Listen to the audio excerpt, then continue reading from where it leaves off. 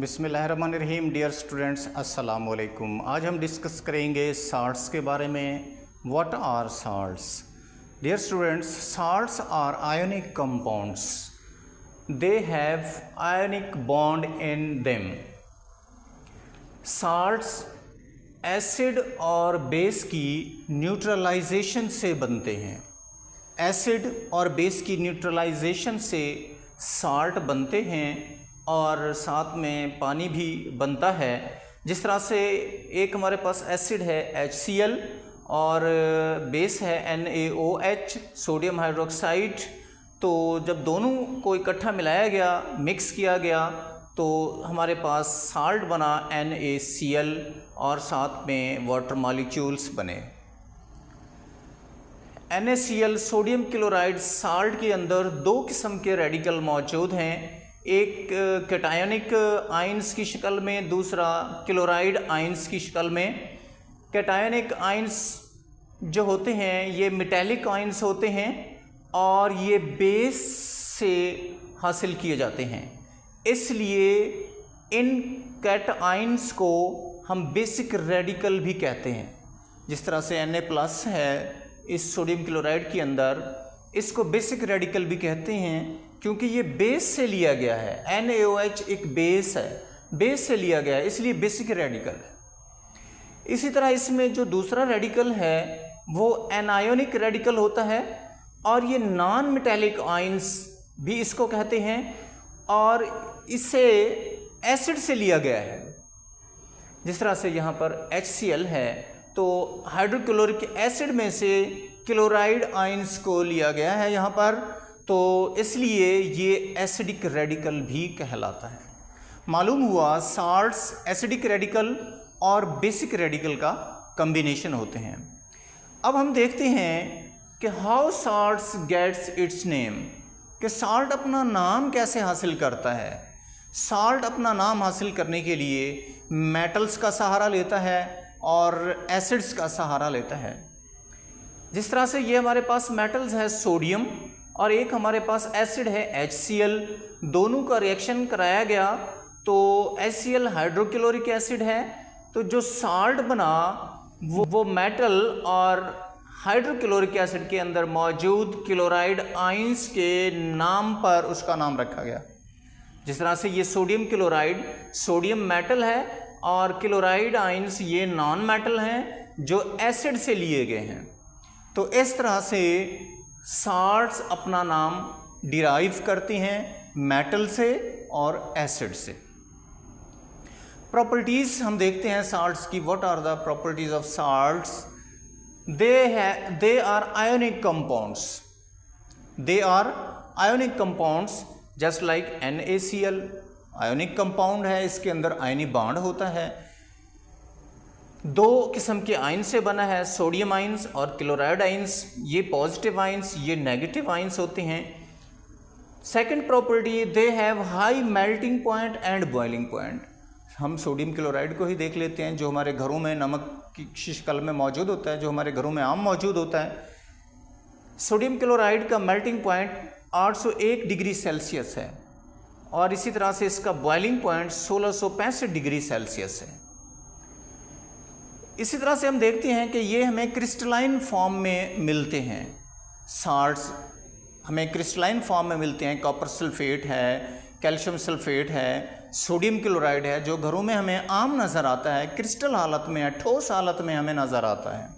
तो crystalline form में मिलते हैं। They contain water of crystallisation. They contain water of crystallisation. Salts के अंदर वाटर ऑफ क्रिस्टलाइजेशन पाई जाती है।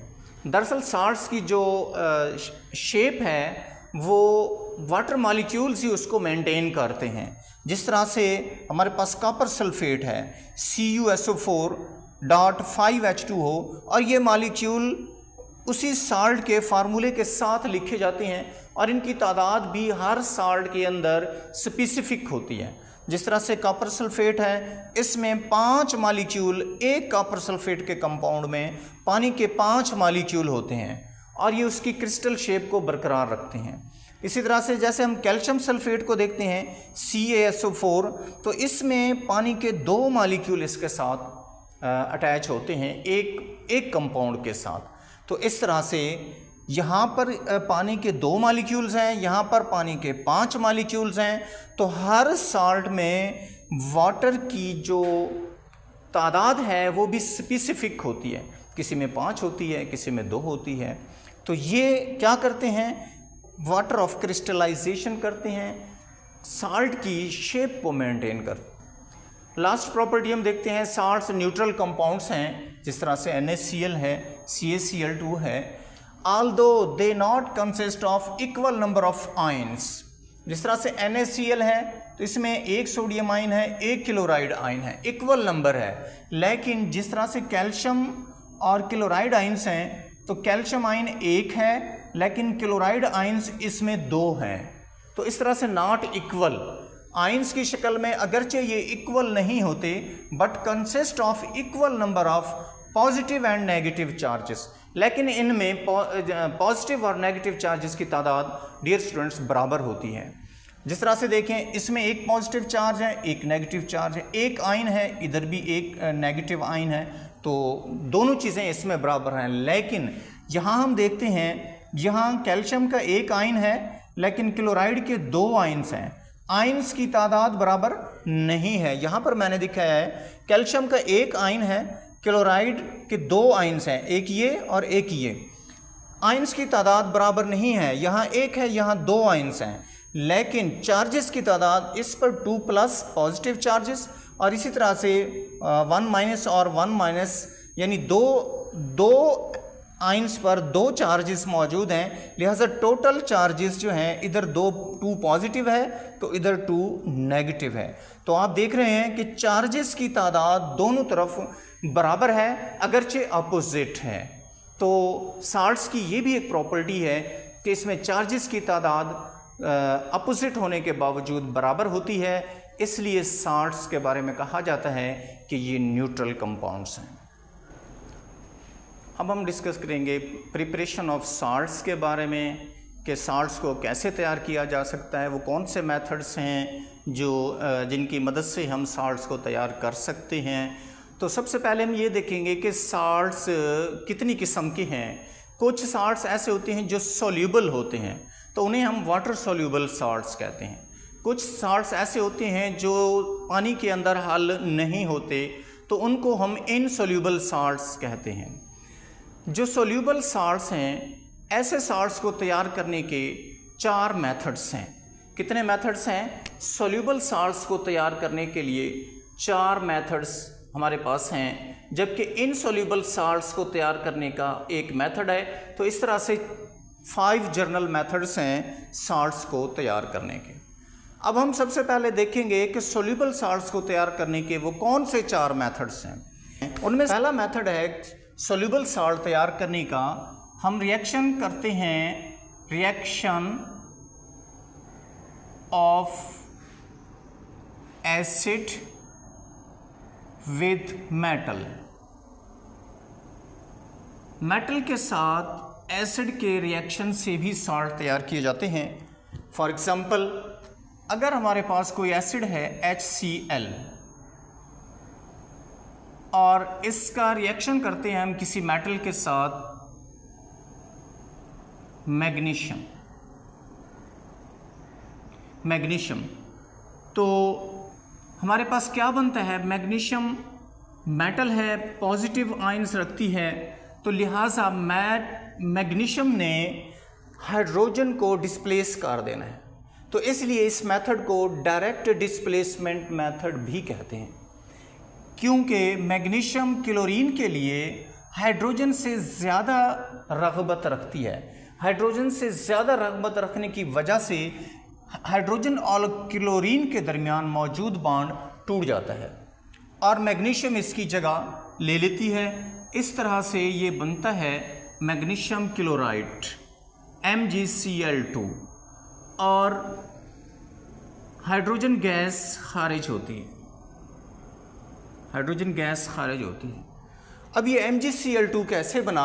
आप जानते हैं कि मैग्नीशियम पर 2+ चार्जेस होता है, जबकि क्लोराइड आयंस पर 1 नेगेटिव चार्ज होता है। इस तरह से 2 नेगेटिव चार्ज वाले आयंस मैग्नीशियम के करीब आएंगे और ये दोनों मिलकर मैग्नीशियम क्लोराइड बना लेंगे।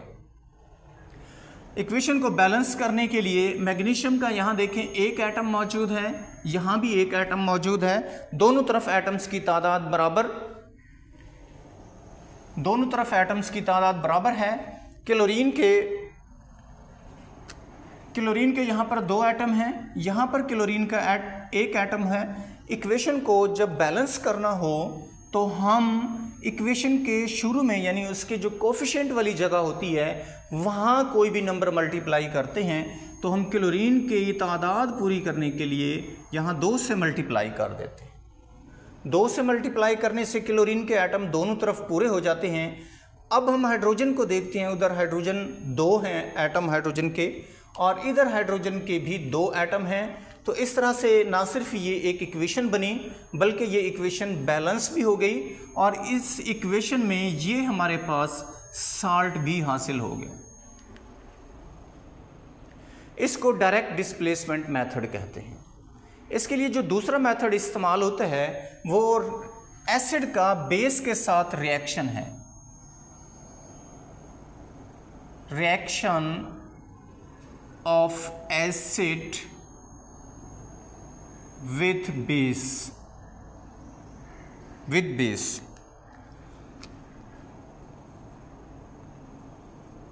सॉरी, ये दूसरा मेथड है, तो नंबर 2।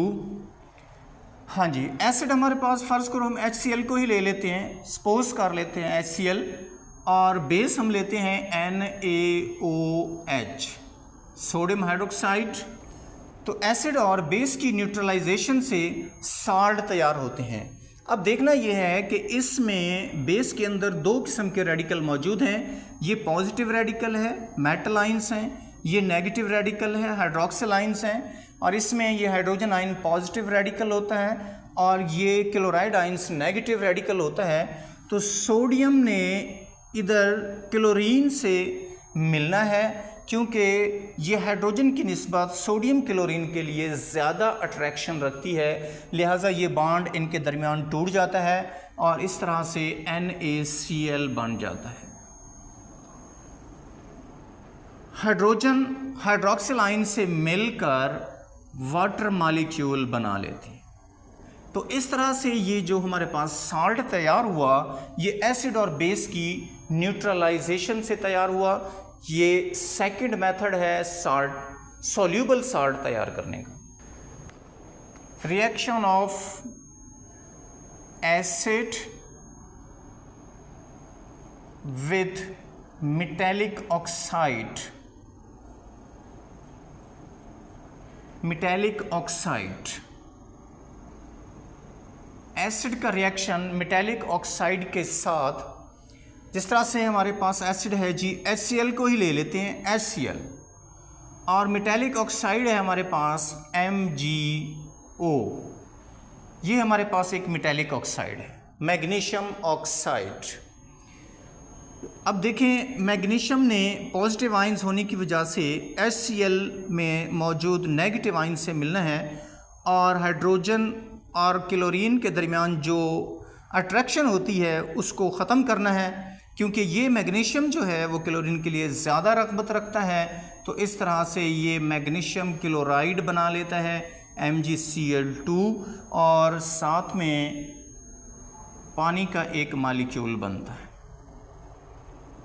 अब इक्वेशन को बैलेंस करेंगे। मैग्नीशियम के यहाँ पर एक एटम है, यहाँ भी एक एटम है, ऑक्सीजन का यहाँ एक एटम है, यहाँ भी एक एटम है, क्लोरीन के 2 एटम इधर मौजूद हैं। तो हम यहाँ 2 अगर कोफिशिएंट की जगह पे लगा देते हैं, 2 से ज़रब कर देते हैं, तो क्लोरीन के 2 एटम पूरे हो जाते हैं दोनों तरफ। अब हाइड्रोजन रह गई, हाइड्रोजन यहाँ पर 2 हैं, तो यहाँ पर भी हाइड्रोजन 2 हैं, लिहाजा हाइड्रोजन भी पूरे हो जाते हैं। इस तरह ये इक्वेशन भी बैलेंस हो जाती है और इसमें हमें ये साल्ट हासिल हो जाता है। ये एक सॉल्यूबल साल्ट है जो एसिड और मैग्नीशियम ऑक्साइड की मिलने से बना है। अब हम इसका 4th मेथड देखते हैं प्रिपरेशन का। Reaction of acid with metal carbonate, acid हमारे पास HCl है और मेटल कार्बोनेट हम लेते हैं जी सोडियम कार्बोनेट ले लेते हैं, Na2CO3 सोडियम कार्बोनेट एक मेटल कार्बोनेट है।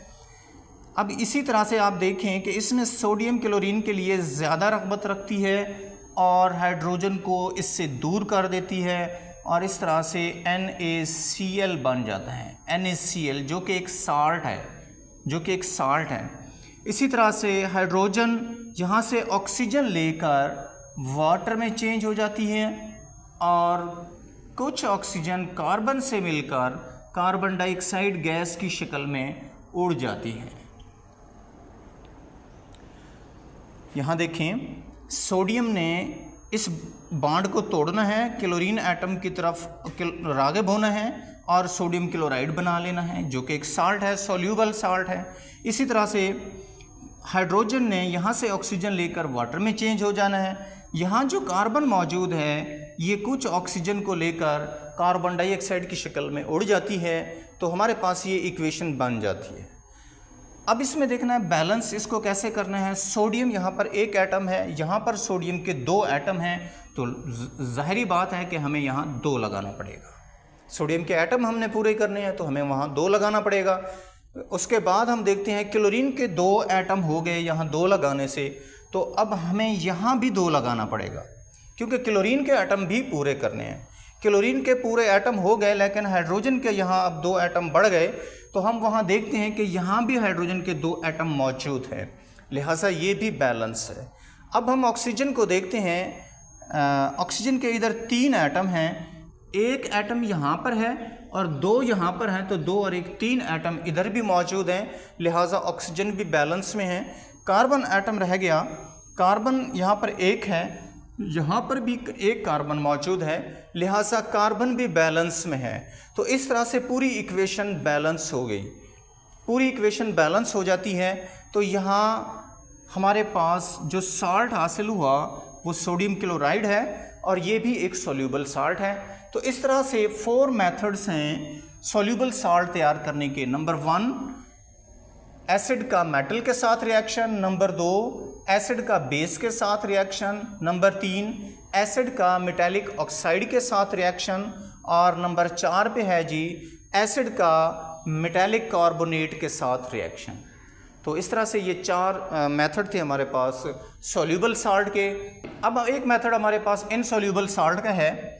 इनसोल्यूबल साल्ट तैयार करने के लिए हमें 2 सोल्यूबल साल्ट लेने पड़ते हैं और उन 2 सोल्यूबल साल्ट्स को हम मिक्स कर देते हैं। जिस तरह से हमारे पास एक सोल्यूबल साल्ट है सिल्वर नाइट्रेट AgNO3, दूसरा हमारे पास सोल्यूबल साल्ट है सोडियम क्लोराइड NaCl। ये दोनों सोल्यूबल साल्ट्स हैं।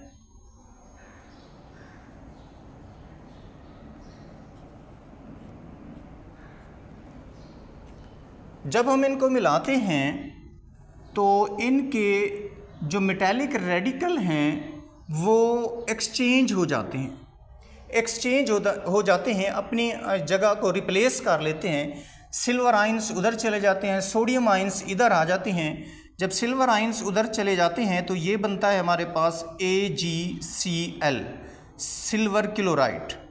सिल्वर क्लोराइड पानी के अंदर सॉल्यूबल नहीं है और ये सॉलिडिफाई हो जाता है, सॉलिड हालत में नीचे बैठ जाता है। तो सिल्वर क्लोराइड एक इनसोल्यूबल साल्ट है। इसी तरह से जो दूसरा साल्ट बनता है सोडियम का नाइट्रेट के साथ, तो ये बनता है जी NaNO3 sodium nitrate. Sodium nitrate एक सोल्यूबल साल्ट है जो पानी में हल हो जाता है। तो इस तरह से 2 सोल्यूबल साल्ट्स के मिलाने से हमारे पास एक इनसोल्यूबल साल्ट बना और एक सोल्यूबल साल्ट बना। तो ये मेथड है इनसोल्यूबल साल्ट तैयार करने का। Thank you very much. आज की हमारी वीडियो आपको पसंद आई है तो कमेंट सेक्शन में हमें ज़रूर राय दें। अल्लाह हाफिज़।